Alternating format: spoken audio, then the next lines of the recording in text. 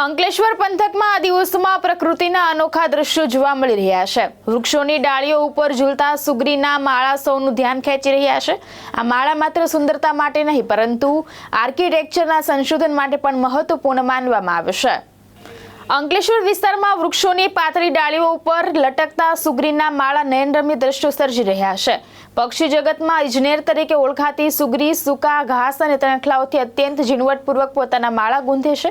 આ માળાની રચના નાળ અને ચંબુ આકારની હોય છે, જે સુરક્ષા અને હૂંફ માટે ખાસ બનાવવામાં આવે છે।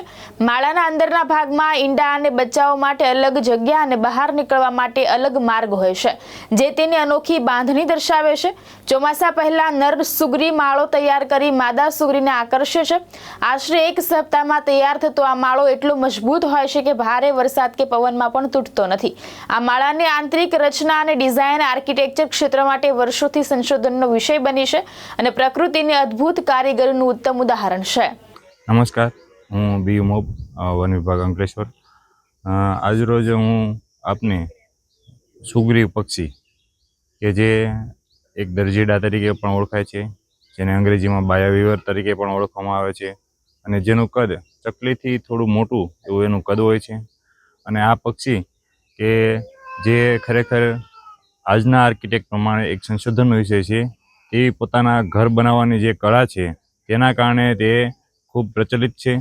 અને આપણે તેના વિશે હું તમને જણાવું તો હાલના સમયમાં જે ચોમાસાનો જે સમય છે તો તેને પહેલાં એટલે કે ચોમાસાને પૂર્વે તે પોતાના ઘર બાંધવાની શરૂઆત કરે છે। અને તેમાં પણ ખાસ રીતે જે નર સુગરીઓ જે હોય છે તો તે માળો બનાવે છે, અને તે માળો અડધો બને ત્યાર પછી જે માદા સુગરી હોય છે તે જોઈએ છે, અને તેના આધારે તે માદા સુગ્રીવને આકર્ષતું હોય છે, અને તેના આધારે તે જે સુગ્રીવનું જે પ્રજનન સહિતની જે આગળની કાર્યવાહી મતલબ એમની જે કાર્યપદ્ધતિ છે તેમાં તે અનુકૂલન સાધતા હોય છે। તો આ સુગ્રીવ એ એવું પક્ષી છે કે જે પોતાનો માળો એવી જગ્યાએ બનાવે છે કે જ્યાં પાણી વિસ્તાર હોય, તળાવ વિસ્તાર હોય, અને ત્યાં પણ ખાસ કરીને જે કાંટાળા વનસ્પતિ જે હોય છે તો તે વનસ્પતિમાં પણ તેની જે પતલી ડાળ હોય છે ત્યાં ખાસ કરીને તે માળો બાંધે છે।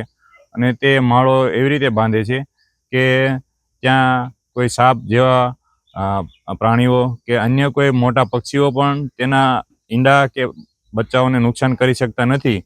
અને તેની માળો બાંધવાની ખાસિયત એવી છે કે તેના જે ઊંધો ચંબુ હોય તો ઊંધો ચંબુ અને નળાકાર આકારનો તેનો માળો હોય છે, અને તેમાં પ્રવેશવા માટે નીચેથી ઉપરની તરફ એનો દરવાજો હોય છે।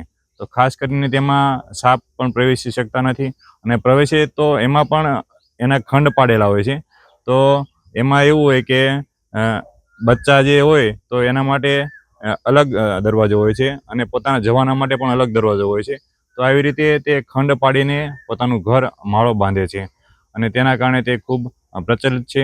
અને આજના સમયમાં જે રીતે આપણે સિવિલ બાંધકામ જે થાય છે તે આર્કિટેક્ચર તેનું જે પ્લાન આપતા હોય છે, તો આ એક કુદરતી જે પક્ષી છે તે કોઈ આર્કિટેક્ચરની જરૂર પડતી નથી, અને પોતાની જે કુદરતની જે અદ્ભુત કળા તેમને મળેલી છે તેના આધારે તે પોતાનું ઘર અને માળો બાંધે છે, અને ચોમાસા પૂર્વે તે પોતાના માળો બાંધવાનું કામ કરે છે।